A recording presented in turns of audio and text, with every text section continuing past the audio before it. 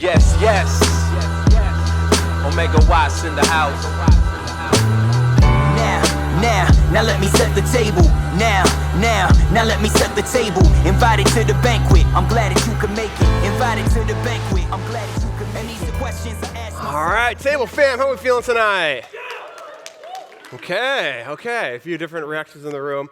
Hey, if you can, just imagine with me 20 to 30 years from now. So many of us are in our 20s, some of us are in our early 30s, but I want you to imagine 20 or 30 years from now. And here's what I want you to see, if you can. I want you to see you in a really just amazingly healthy marriage. And some of us are like, yes, please, I see it. With amazing children, right? Or perhaps an amazing marriage and no children. Or marriage isn't for everybody, and that's okay. Just a really healthy, amazing single life where you have these really amazing friends and this network of friends, and you have more time, and you're able to use that time in a way that's going to be really fulfilling for you. Perhaps if you are on the married path, 20 years from now, you just have this incredible marriage with your spouse, and you just encourage one another and support one another. And if you end up having children, then you're able to just develop your children, not in a way that makes them like needy, but in a way that helps them develop to become adults. I want that for you more than anything in the world. As I share this, my suspicion is for some of us that was hard to see. One, because today is June 1st, and you're like, I can't even pay rent, bro. I'm trying to talk about marriage 20 years from now. But also, that may be difficult to see because for a lot of us, that's not how we grew up at all. Right? You're like, whoa, that idea of that family, Isaac, man, that was not my experience at all. Right? And it's difficult to think that far in advance, and it's difficult to picture because we have no model for what that could look like. So which is interesting for me, so I grew up in, some of you know, I grew up in Texas. I mention it almost every message, if not every other message, how much I love Texas. So I was living in Texas, and about 4 years ago, and the young adult staff team at the time, before I was a part of it, came to visit me, or came to Texas, and I got to interact with the staff for the first time. And we're eating at this restaurant called Cafe Brazil. And Cafe Brazil is like this hybrid, like Tex-Mex Brazilian place. It was amazing, the best of both worlds, right? It was amazing. So we're at Cafe Brazil, and the staff were just going around, and it seemed like I would grow up in what I would consider, I'm just going to use this term very loosely. I grew up in a quote-unquote good family, just broadly, just a good family. And as we went around the table, may have been just like one or two other staff members that also said, yeah, I also grew up in a quote-unquote good family, right? But most of the experience of the people on staff at the time were, my family was not great, like, at all. And I'm like, oh, that's really interesting, because in Texas, that was, that's just kind of what, regardless or not, this is what you said, right? So I come here to Orlando, and I see that the not great family situation is actually pretty normative around here, right? So as I've met with many of you, you're like, either you grew up here in Orlando, or you moved here for a reason, and you would also identify with, my family was not great. And this really has some to do with the message, but I just, as your pastor, I love you guys, and I just want to get this in the forefront of, like, there's a better option for you. There's a better way. The family script, if you grew up in a not great family, the family script that was handed down to you doesn't have to be this way. It can change, and you can be the change in that. Right? So now think back to 20, 30 years from now. Orlando, I see this. I see Orlando as not being known for broken families. I see Orlando for being known as these vibrant, amazing, just healthy people, just passionately following Jesus, to where Orlando becomes the city of light and healing and restoration. And whenever people come to visit, whether for whatever reason come to visit Orlando, they just see that, and they can sense that, and we can be involved in their life 20 to 30 years from now. But the reality is it's not today. But I would love to journey with you to take steps toward that. Do you guys want to journey together? That, more than anything in the world, I want that for you. I want that from the city of Orlando. So I've been thinking about this recently, and I've been talking about this with, the reason I'm mentioning this now, is I've been talking about this with some of the staff team and some of the one-on-ones that I've had. And I was like, man, I just want to talk about this. I just want to get this in front of people. Is there just a way that I could just talk about this more? And then I was like, Isaac, you literally talk to a group of people every Tuesday. I was like, oh yeah, I should just start talking about it at the table on Tuesdays. So here's me just talking about it here at the table on Tuesdays. Is that I just see this world in Orlando, and I would love for all of us to start journeying together for that together as family. Okay, I'm going to pray, and then we'll actually jump into what we're going to talk about today. But Father, man, I just praying for my friends here. God, I'm praying that we can just journey together to be more like you. God, so we can be whole, and we can be redeemed, and we can be healed from the brokenness that we've experienced. Thank you. In Jesus' name, amen. So as you're looking at me, something you probably don't know about me is that I played basketball in high school. Okay? So as I say that, maybe immediately you think, oh, I didn't really know that. That's cool that Isaac played basketball in high school. Maybe subconsciously, then you start thinking, okay, varsity, like all 4 years, did he do that? I don't know. But here's the actual story. The story is I loved basketball as a kid. Like my first sports memory was in 1995 of the Houston Rockets winning the world championship in the NBA, right? If you're a basketball historian, you know that. For most of you, you're like, who are the Rockets and NBA and what's going on? But for me as a kid, that memory of basketball was just so incredible for me. So I just loved, so as a kid, I just grew up playing basketball, and I was actually pretty good. I remember in 5th grade, I matured a little more than my other white boyfriends, I'll just say that, as being Hispanic. And so in 5th grade, I was basically put the team on my back. So what I would do is I would just grab the rebound. I was faster than everybody else, so I would just dribble the whole court and then just go put a layup. And literally, we won every game my 5th grade season. And then I thought, man, this basketball thing, I'm actually pretty good. And I loved playing in my driveway. I loved just shooting around with my friends when they would come over, or my dad or my sister. I was pretty good. I get to junior high, and I'm not quite as good as I was when I was in 5th grade comparatively, but I was still pretty good. But keep in mind that I also grew up in this hick rural town where people drove big trucks, right? And I don't know if big trucks are synonymous with being good at basketball. Either way. So I get to high school, and in high school, I'm have this dream where I'm just going to make varsity at least for my sophomore year, if not my freshman year. And I get freshman year, and I make the freshman B team, which is the lowest team you could possibly make at the school. And I'm like, okay, no worries, we can work through this. Let's just, try a little harder, be a little better. So my sophomore year, I make the JV B team. Not even the JV team, the JV B team. And at this point, we're in December, so it's about halfway through the season, and I was in a game where I got benched. So I'm sitting down on the bench, not playing in a JV B team game. Okay, my NBA dreams just vanished before my eyes, right? And then here's what I ended up doing. I ended up quitting halfway through my sophomore year because just thinking through, man, I have other things going on. I love basketball, but it doesn't seem like this basketball path is heading down where I thought it was going to go. Okay, but what do I tell people? Hey, Isaac, did you play sports in high school? I was like, yeah, I played basketball. Now, if you were to press me a little more, I would say, yeah, I played a couple years. Half truth, half truth. What's the full truth? The full truth is I quit halfway through my second year.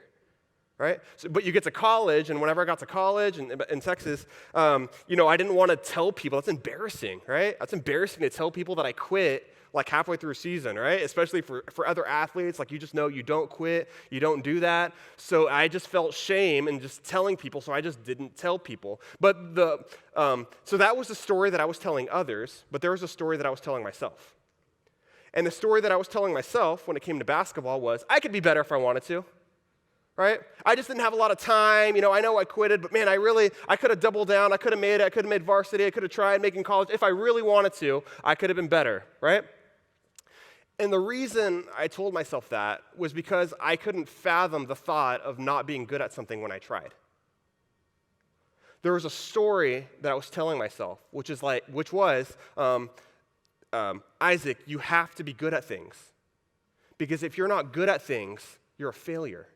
And if you're a failure, nobody likes you. So it's not even enough just to be good at something. Isaac, you need to be the best at something if you want to feel valued.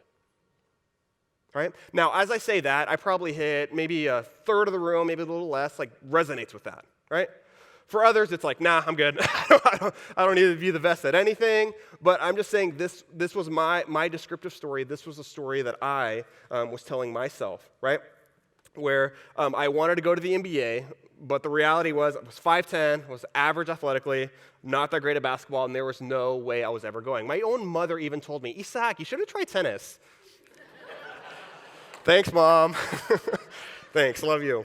Right? I just hated the feeling of not being good at something. And as I've looked at my life, as I think through not being good at things, the story that I tell myself, and I start justifying why I'm not good at things, because the reality is it brings up these feelings of being stuck, these feelings of being broken, and these feelings of having no value. Right? Now, that's my story. I think all of us have stories that we tell ourselves. We all have stories we tell ourselves. For some, maybe it is like this desire to achieve and to be the best. But these stories that we tell ourselves, maybe it be I need to be strong all the time. Maybe it's I need to be unique. Maybe it's I just need to be really responsible for things. But we all have stories that we tell ourselves. And these stories that we tell ourselves can be helpful and unhelpful. Some of the stories we tell ourselves are really helpful for us. And some of the stories we tell ourselves are holding us back, right, and really harming us. But we all have stories that we're telling ourselves, right? And really practically, here's what this looks like. Imagine that you're on Amazon, right? And then here comes this suggestion of something that you may need to purchase, right? Here's the key word, may need to. But what do a lot of us do? We put it in the cart. You're like, I'm not going to buy it. Let me just put it in the cart, right? And then we're like, well, it's already in the cart. Might as well click that buy button, right? And then after we purchased it, then we'll tell ourselves a story. Well, actually, I'm glad that I bought this thing today because I actually needed it. And I'm going to actually get a lot of use out of this thing. And you know what? It's Amazon. It's really easy to return things. We buy things with the intent of returning them. Right? There's stories that we tell ourselves. Right? And we see this as well in relationships. Right? To where we don't end up in a relationship and we're just like, you know what? They just couldn't handle me. I'm a lot to handle. They just couldn't handle me. It's their fault, not my fault, right? This one, it kind of makes sense, but I'm guilty of this one. I've had a hard day. I'm going to eat fast food. I'm tired. Let me eat fast food. Right?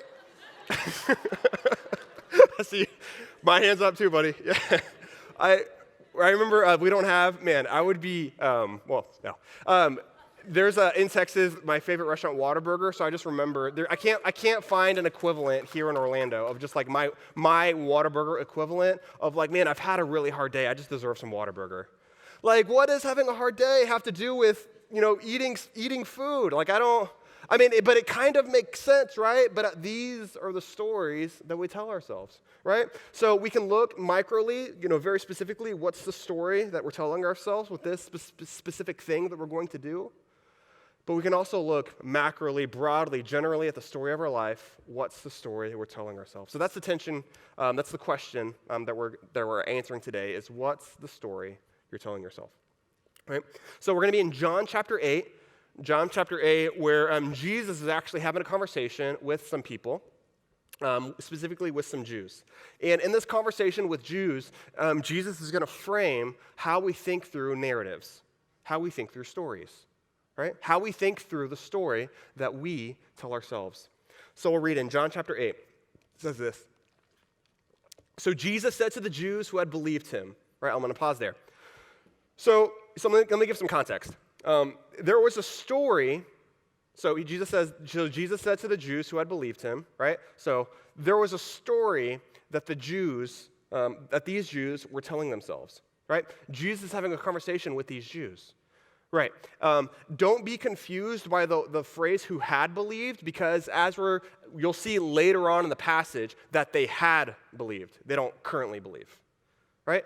So in this conversation, this is like the Bible equivalent of reality television. Right? If you like tea, this story has tea. Because here's what happens in the story of Jesus' conversation with these Jews. Right? They called Jesus' mother sexually promiscuous. Facts.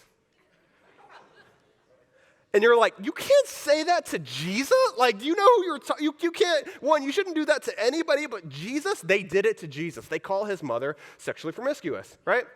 So Jesus responds, right? He's not shying away from the conversation. Jesus leans in and he calls them children of the devil. They're like, yeah, your mom's a bleepity bleep, but Jesus goes, yeah, but your father is Satan. Whoa! And I'm like reading this, I'm like, oh, whoa, like what is going on in this conversation, right? So the conversation ends, as some conversations do. Hopefully your reality television does not end this way, if you watch reality television. That ends with them literally trying to murder Jesus by throwing stones at him. Whoa, so this is just like, bravo, this is the passage, right? Now, you can read it on your own time. We're just going to focus on the very beginning. Isaac, can you just talk about that? No. You can read it on your own. But I want to focus what causes so much tension. Why did the conversation escalate to the level that it did? And here's why the conversation escalated that way. Jesus said to the Jews who had believed him, he said, "If you abide in my word, you are truly my disciples. And you will know the truth, and the truth will set you free." The reason this bothered the Jews so much is because they thought they were free, right? See, they thought they were free because of ethnic reasons. And later on in the conversation, they thought they were free because of religious reasons, because they had a lot of knowledge, all right? And Jesus corrects their narrative to tell them that they're not actually free. And Jesus tells them what freedom actually is, right? So he says, if you abide in my word and you are truly my disciples, you will know the truth, and the truth will set you free. All right, so what do we mean when we talk about freedom? Here's what I mean when I'm saying freedom. Freedom is the desire and actions that will leave you fully satisfied and without regret, now and forever. That's true freedom. True freedom is desire and actions that will leave you fully satisfied without regret now and forever, right? Some of us may think freedom is getting to do whatever we want, right? And you can. That's a level of freedom, but sometimes us doing whatever we want doesn't leave us fully satisfied and without regret. True freedom is a way that our desires and our actions can leave us fully satisfied and without regret, both now and forever. So now he sets that up so the truth will set you free, but to set that up, he says you will know the truth. And here's what he means when he says you will know the truth. So know, the word know, is merely to have an awareness. To know something is to have an awareness of something. And truth, I think the best definition for truth is defining reality. Saying reality as it is. So whenever we're talking about knowing the truth, we're saying having an awareness of reality, being aware of what's actually going on, right? So here's the big idea that we're just going to present the big idea right now, and then we'll come and talk about what it means. The big idea is freedom is a result of an awareness of reality. Freedom, true freedom, is a result of an awareness of reality. Now, many of us don't live in an awareness of reality, right?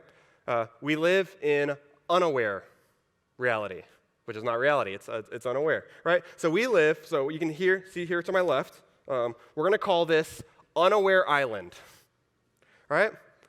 All of us, none of us want to admit that we've ever been on unaware island, but we all know our friend who makes a stay at unaware island, right?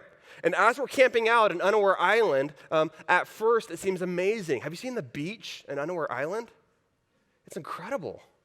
The trees in Unaware Island, like I've never seen these palm trees so beautiful with coconuts. Have you had, it's the most delicious coconut on Unaware Island, right? I watch a lot of Survivor, so I know, well, island life well. It's kind of a aside. Okay, so I'm just going off of what they show on Fiji, right? But in Unaware Island, like it just seems beautiful. It's cozy. It's comfortable. Unaware Island is really easy. But Unaware Island is unaware because we're not facing reality when we're in Unaware Island. We're actually avoiding reality when we're in Unaware Island, right? We're not pressing into things that are hard and difficult and challenging. We're just constructing our lives in a way that we can just live a really easy, cozy life here on Unaware Island. Right? So let me talk to you, I'm going to give you the brochure, a tourism brochure, if you will, of what life is like on Unaware Island to see if it's a place that you want to continue living or visit if you have not been before. It's incredible. Here's what happens on Unaware Island. Fundamentally, what happens in Unaware Island is, as we talk about stories, here's kind of the chief story going on Unaware Island is this idea of false narratives.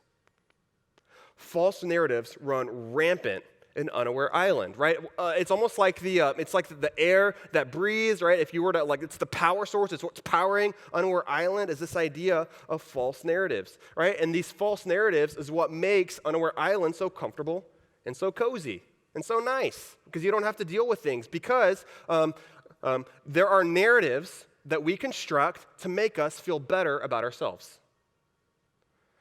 When we're in Unaware Island, we don't want to think through, like we would never do anything wrong. So there's a narrative that's constructed on Unaware Island where we're the hero, or we're the good person, right? Where we don't have to face hard truths, right? So 4 things that happen on Unaware Island is here's what we do. We act on assumptions instead of evidence. Act on assumptions instead of evidence. I saw this, it got tweeted recently, where this is how you make a mountain out of a molehill, right? So here at the very bottom, you see our facts. Outside of those facts are assumptions. That's where the false narrative comes into play, as we just start assuming things that aren't actually facts. And then from that comes judgment. We start judging a person, a thing, and an event, an organization based on assumptions that aren't actually even facts.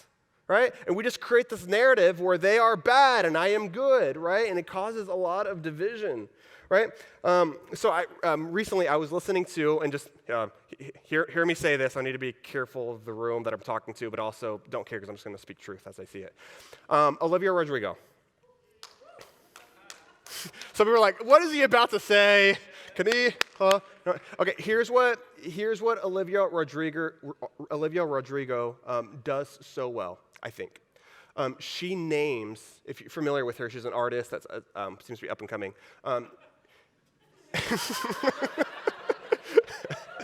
As the most unassuming comment of the day, bro, she's the next Taylor Swift, man. You can't say up and coming. So I think what she does so well is she names what she's feeling really well. And she does it in a way with amazing production and amazing melody and amazing just like really engaging lyrics. And she so well brings you into her world so you can feel what she's feeling. I think she does that really well. Here's the thing that I want us just to notice about some of the things that she says as well. So this is a song, Driver's License, and it says this. And you're probably that blonde girl who always made me doubt. She's so much older than me. She's everything I'm insecure about. Yeah, today I drove through the suburbs, because how could I ever love someone else? So I did research today to make sure that I got all my facts right, because I want to say facts, not assumptions. So the facts are, Olivia Rodrigo, she's an actress for High School, the Musical, the series, right? We have some fans in the room. Cool. She was also in a relationship. And in that relationship, the guy that she was in a relationship with cheated on her with one of the other actresses, and now they're in a relationship. Okay? This is true? Am I fact checking? Okay. So these are facts. These are facts. So now she, as she's writing, she starts listing some of those facts, which then are also, as we can see, some half-truths that get embedded in there as well. So what do I mean by that? Okay, you're probably with that blonde girl, okay, facts, who always made me doubt.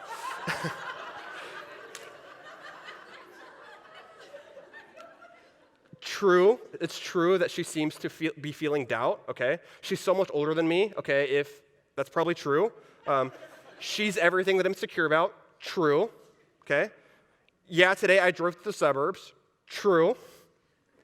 Here's the part that's interesting to me, here's the line. Because how could I ever love someone else? Right? This is a good question, but I think where she's getting at is this narrative. She's on Unaware Island. Because in Unaware Island, there's still half-truths. But on Unaware Island, there's a lot of false narratives as well. So the false narrative is, I will never be able to love someone. I will never have a relationship the way that I had with this other person. And because of that, she's devastated, right? And she's broken, right? And she, again, does a really good job. I am not saying don't listen to her. I think she has great music if you want to do that. I'm merely saying be aware of reality, right? Be aware of the false narratives that we tell ourselves, and be aware of the false narratives that get told to us, and be aware when our friends start telling us false narratives. And the first one is acting on assumptions instead of evidence, right? And you'll see, I had a conversation with some of the staff earlier today throughout her songs. There's some evidence, and she articulates it really well, and there's some assumptions built in, right? So merely saying, hey, let's try to be aware of some of those false narratives, especially when we act on assumptions instead of evidence. Number two, here's another fun thing about Unaware Island, is rationalizing bad decisions. In Unaware Island, we will rationalize bad decisions, right? And what do I mean by that? I mentioned it earlier. Read a really helpful book called Making Better Decisions, Fewer Regrets. And here's some of the things that get presented in this book is whenever we rationalize bad decisions, it leads to dumb purchases, doomed relationships, and destructive habits. Right? We talked about it a little bit, but like we will tell ourselves any story after we want to buy something. Right? Yeah, I'm going to spend a lot of money on this car, but it saves money on gas. Right? Does it even out? Is it actually a wise purchase? Right? And doomed relationships, right? We'll sell ourselves on any relationship that we want to make work, and then we'll start justifying to ourselves and to others, right? And the reason you know this to be true is because other people just sniff it out. Other people can see that we're living on Unaware Island, and they're like, I don't want to live on Unaware Island. I want to live in reality. But you seem to be on Unaware Island right now. But when we're on Unaware Island, when it comes to relationships that are doomed, we're like, la, it's amazing, just give him a chance. It's incredible, she's going to be so great, right? And people can see it. As well as destructive habits, right? With whatever the destructive habit may be, whatever our means of acting out may be, we will sell ourselves, it's not that bad, it's fine, I have a handle on this. Rationalizing bad decisions runs rampant in Unaware Island. Number three, disowning parts of our personal story. Disowning parts of our personal story, right? In Unaware Island, where false narratives run rampant, we want to feel loved. And we want to love ourselves, and we want others to love us. And we think that in order to feel loved by someone else, we need to hide parts of ourselves. We need to hide parts of our past. We need to hide parts of our present, right? Because we think that that's the only way that we're going to receive love. So we don't talk about, with our closest friends, we don't bring up any trauma that we've gone through. We don't bring up some of the harder things in life. We try to pretend like we grew up in one neighborhood when the reality is we grew up in another neighborhood, right? So disowning parts of our personal story are parts of false narratives running rampant in Unaware Island. And number four, in Unaware Island, isn't this an amazing place? We minimize mistakes and we'll play victim. We can't fathom the thought of ourselves doing anything bad. So we just don't talk about anything bad that we did. And whenever we talk about something bad, we'll actually try to paint it as a positive for why it wasn't actually that bad, or it wasn't actually my fault, or it wasn't, I didn't have any other choice, right? And we'll just minimize mistakes, and in the percentage of conflict, we will own 0% of the conflicts. For a lot of us, we don't own just 1% of the conflicts. We will own 0% of the conflicts. And whenever we own 0% of the conflict, that means that the conflict is not ours, and it's somebody else's, and we'll just play victim. So in Unaware Island, we minimize mistakes and play victim. And here's what, going back to the big idea, is that the truth, as we're in Unaware Island, here's what happens. The truth, right? Where there's false narratives, and here's what these false narratives do. It's actually not Unaware Island, that's paradise, right? It's actually a prison. And this prison on Unaware Island is going to keep us and shackle us and bind us. And the only way out of Unaware Island that we thought was a paradise where it's cozy and comfortable, but is actually a prison that's holding us down, is truth. Truth is the only way out of Unaware Island, right? So whenever we say truth, here's what we mean, is that freedom is a result and of awareness of reality. Freedom is a result of an awareness of reality, right? When we're in Unaware Island, we need to know truth and awareness of the reality that we're actually living in, and not lean into false narratives, right? So another way to say it, if you like rhyming, here's a 12-word poem. Some of you may like rhyming, some of you may not. If you feel like you're in a snare, you will be set free by becoming aware. Little Dr. Seuss for you. You're welcome. If you feel like you're in a snare, you will be set free by becoming aware.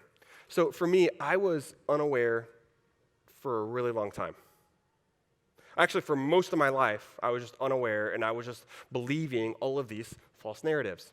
Again, I wanted to be the best at things, and I thought that I only had value when I was productive and could achieve things. And I wanted to achieve things for myself, but I also wanted to achieve things for other people. So I thought that I could get people to like me if I could achieve something for them, do something for them, be productive for them. So I would spend all of my energy going out of my way, just trying to be productive and achieving for people. And I wanted to be the best. But I know that reality is I couldn't actually be the best, so this is so weird. I wanted to be the best at being a jack of all trades. I wanted to be the best at being above average on everything, right? So when I did that, in high school, there was my nemesis. His name was Ethan Windsor, right? Ethan Windsor, I thought when I was in high school, I thought I was amazing and incredible, and maybe not the best at everything, but the best at a few things, but overall, I was the most well-rounded. And as I looked around, I was like, yeah, I think I'm the best at being well-rounded.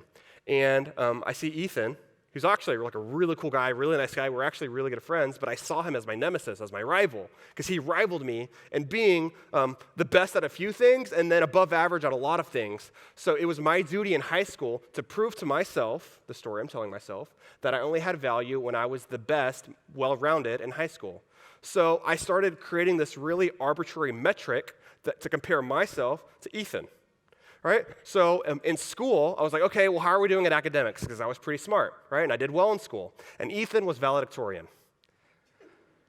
Okay, he wins. Okay, well, what about, he's, again, high school, he did sports, he played football. Y'all already heard my basketball story. But I was musical and I had choir, not quite the same, but in my mind it was equal in my mind, right? So we're like, okay, he made honorable mention in football. I made all district choir and all region choir. Okay, I think I win. Okay, cool. Let's just say I win. Okay, great. Then it came to the Bible because I was the Christian kid. I was the church kid. I was like, okay, how does Ethan's knowledge of the Bible? Okay, no, he actually knows a lot too. Okay, oof. So here was the final, the metric, the scorecard. Video games. Remember, I'm 17, I'm in high school. Video games. So I created this Madden football tournament, and I practiced and practiced and practiced to try to be the best, just so that I could beat Ethan. So internally, I had this narrative that I could tell myself that I was the best student in the school. So this tournament happens. I actually win. Like, destroy everybody. And as you can see, I'm beaming now, and I was beaming even more as a 17-year-old. Thinking that that's what brought me validation, that's what brought me life. That was Isaac. Again, you only have value whenever you're the best at things. And whenever I would win things, it only confirmed this narrative that I was already believing. Right? I was unaware. It's taken me now being here in Orlando to realize one of my personal favorite axioms is my worth is not in my work. My value does not go into the work that I do. My work and my worth are very separate things, right? And it's taken me years. And that idea of my worth is in my work still comes up. It's still this false narrative that I still have to actively guard against, thinking that my worth is in what I do. So here's the question. How do we become aware? If we don't want to live on an unaware island, how do we become aware, right? So we'll go back to verse 31 where it says, "So Jesus said to the Jews who had believed him, 'If you abide in my word, you are truly my disciples.'" So I want to provide some definitions for us so we know what's going on here. First, I want us to look at the word abide. The word abide, I think the best way to think about it, means to consistently remain. When you're abiding with someone, you are just consistently there with them, right? So whenever Jesus is saying, "If you abide in my word," it's meaning you are consistently remaining in the word. So what's the word? Well, we talked about this the first week of John, where the word is clarity on who God is and how to navigate life. Right? Clarity on who God is and how to navigate life. And really the best picture for the word is Jesus. Jesus calls himself the word because we can look to Jesus as clarity on who God is and how to navigate life. And then thirdly, he's talking about the word disciples. So the disciples means a teachable learner. The word disciples means learner, right? And somebody that's learning is somebody that's teachable.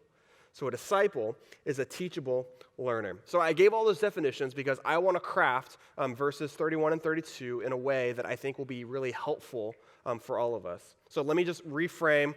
This is like the Isaac Thomas Trevino version language of verses 31 and 32, where he says this: true freedom, whoopsie. See, I'm telling you, sometimes I get caught up in these false narratives. No. True freedom is a result of an awareness of reality, right? That was our big idea. True freedom is a result of an awareness of reality that only teachable learners can see, right? That only people that are teachable can see this awareness. If you're not teachable, you can't see this, right? By consistently gaining clarity on who God is and how to navigate life. So true freedom is a result of an awareness of reality that only teachable learners can see by consistently gaining clarity on who God is and how to navigate life. Now, so that's true freedom. So here's what keeps us in bondage, right? Whenever we're not aware, whenever we stay living on unaware island. Right? And we stay on unaware island and we don't have true freedom. Whenever we're not teachable, we're unteachable. We're resistant to feedback. We don't want to be told how to correct our ways, right? We're unteachable. We're not learning. We think we've arrived, right? Also, we don't consistently gain clarity. It's inconsistent. Our lives are just very inconsistent. There's no rhythm. There's no stability. Our lives are just inconsistent. And we're not trying to gain clarity on who God is and how to navigate life. Instead, we live our lives with ambiguity. And we just think that ambiguity is all there is. And we just think, man, I just don't know what's going on, and I'm just going to keep doing what I'm doing and not try to gain clarity to learn more, and I'm just going to stay here on unaware island. And that doesn't result in freedom. It results in bondage. So how do we become aware? Here's how. We consistently seek the clarity of Jesus. We consistently seek the clarity of Jesus. So here's how we do that. Number one, admit that we are prone to unawareness and false narratives. Admit that we are prone to unawareness and false narratives, right? All of us, every single one of us, we are prone, we are tempted, we lean into that. We're prone to being unaware and to having false narratives. It doesn't matter how much we've learned, how much we've arrived, we're all prone to unawareness and false narratives, right?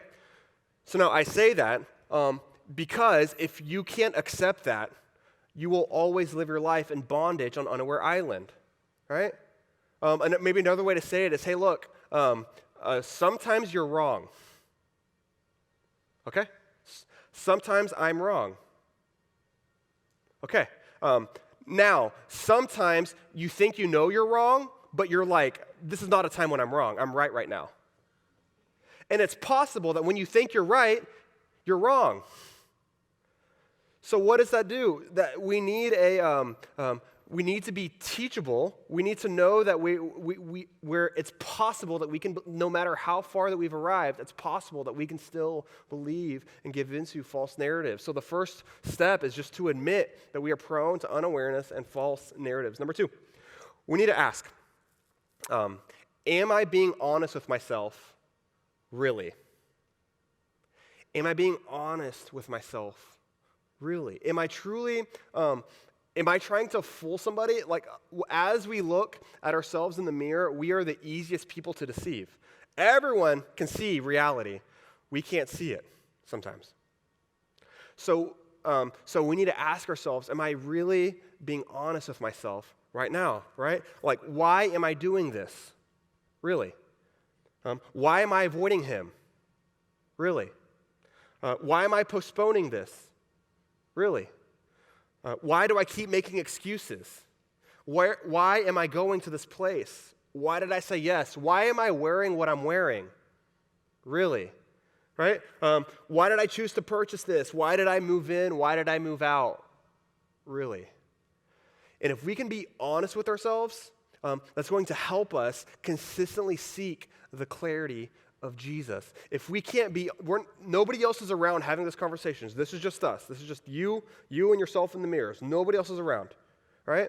And if we're lying to ourselves, there is no way that we can move forward toward truth, right? And my suspicion is that if we're lying to ourselves, we're also going to be lying to others. That's another conversation for another day, right? We have to tell ourselves the truth. Am I being honest with myself, really? And number 3, increase and integrate God awareness and self-awareness. Increase and integrate God awareness and self-awareness. Right? So what do I mean by that? I mean that as we're trying to consistently seek the clarity of Jesus, we need to consistently increase as well as integrate, bring together God awareness and self-awareness. So what do I mean by God awareness? God awareness is who God is. Right? And we learn about God through Scripture, and we learn about God through prayer, and we learn about God through being reminded of His truth, right? And God is so glorious and so beautiful. And I grew up with a lot of God awareness. I grew up knowing a lot. I grew up in church. I know not all of us did, but for me, I grew up just having a lot of God awareness. So what I thought was God awareness, right? What I lacked was self-awareness. Right? Where I thought, again, talking about the false narratives that I believed, I didn't really know myself, right? And with all of us, there's good parts of us and there's bad parts of us, right? All of us have these amazing qualities given to us by the Creator God, and all of us have this really dark, deep brokenness.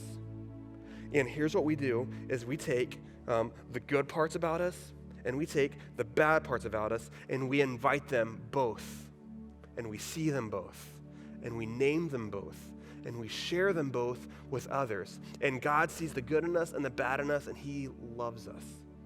And we, with each other, we see the good in each other, and we see the bad in each other, and we love each other, right? Now, if you didn't grow up in church, perhaps you've gone to counseling, to therapy, have read a lot of self-help books, and you have gotten good at self-awareness, and perhaps it's the God awareness component that may be lacking for you, right?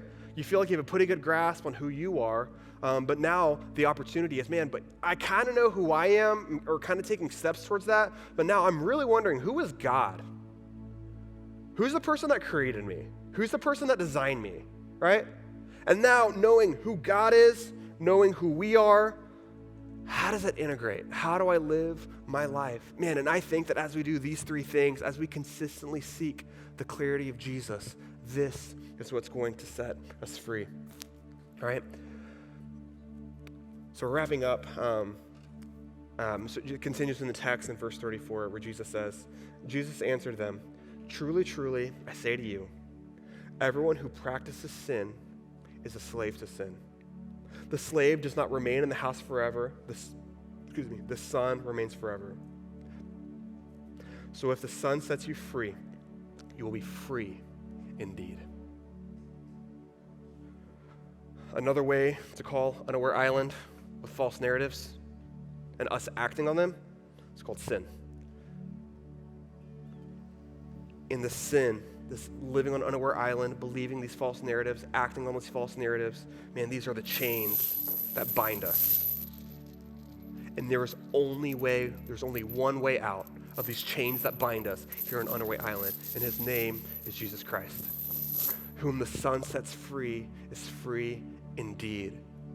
And I want all of us to consistently seek clarity on who God is, who Jesus is, and know that Jesus is the one that ultimately is going to rescue us from our sin, who's ultimately going to rescue us from us being unaware, who's ultimately going to rescue us from the false narratives that we believe as he gives us a new identity in him.